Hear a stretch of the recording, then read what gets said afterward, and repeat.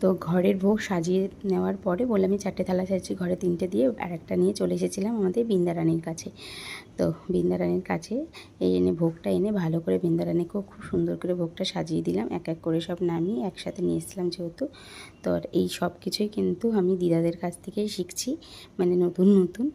আমি তো ছেলের বিয়ের জন্য বেশি একটা আসতে পারি না, তাও চেষ্টা করি যতটা আসতে পারার চেষ্টা করি, কারণ আমার এগুলো শিখতে সত্যি খুব ভালো লাগে। আর নতুন কিছু জানতে আর শিখতে কার না ভালো লাগে বলো, মানে জানি না, আমার তো ভীষণই ভালো লাগে। তো বাড়ির কাজ বলে কথা, একটু নিজের হাতে না করলে ভালো লাগে বলো? তাই নিজের হাতে শেখার একটা আলাদাই একটা আনন্দ।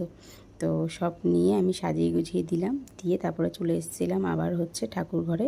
এসে হচ্ছে এবার হবে হচ্ছে আরতি আর ভোগ নিবেদন করা হবে। তো এই যে দিদা সব আরতি সব ধূপ ঠুপ জ্বালিয়ে নিচ্ছে, তো আমরা একটুখানি হেল্প করে দিয়েছিলাম দিদাকে। তো সব ভোগ সাজিয়ে আমরা আরতি করে ভোগ নিবেদন করে তারপরে হচ্ছে চলে এসেছিলো। তারপরই হচ্ছে আমার এক ননদ, তো ননদ বৌদি একটু ভিডিও ক্লিপ নিয়ে নিচ্ছিলাম। আর এদিকে দিদা হচ্ছে সব ভোগ নিবেদন করে তারপরে সবাই হচ্ছে সেবা নেওয়ার জন্য বসে গেছিলো। তো এখানে আমার হচ্ছে এক দেওর আর আমার তোমাদের দাদাভাই, এরা দুজনেই বেশি পরিবেশন করে বাড়ির যে কোনো কাজই। তো ওরা পরিবেশন করলো, সবাই মোটামুটি অর্ধেকের খাওয়া হয়ে গেছিলো। তো আর আমরা ওই যে খেতে বসে গেছিলাম। দিয়ে ননদ বৌদি পাশাপাশি বসে বেশ ভালো সুন্দর করে ভোগটা খেলাম। বেশ সুন্দর হয়েছিল, খুব ভালো হয়েছিল।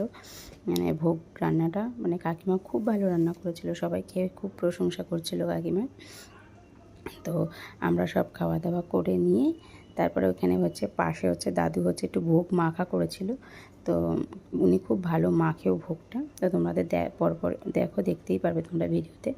তো এখানে সব একসাথে বসে বেশ খাওয়া, সত্যি এটা একটা আলাদাই আনন্দ, বাড়ির কোনো কাজে একসাথে কাজ করা, একসাথে খেতে বসা, সবাই একসাথে সময় কাটানো, মানে এই অনুভূতিগুলো না কাউকে বোঝানো যায় না।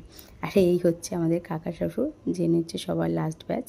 তো উনি যেহেতু স্কুল টিচার, তাই ওনার একটু আসতে দেরি হয়েছিল। তারপরে চলে এসেছিলাম হচ্ছে সবাই একসাথে বসে।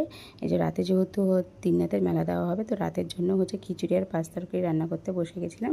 তারপরে এখানে রান্না হচ্ছে, তারপরে সবাই চলে গেছে।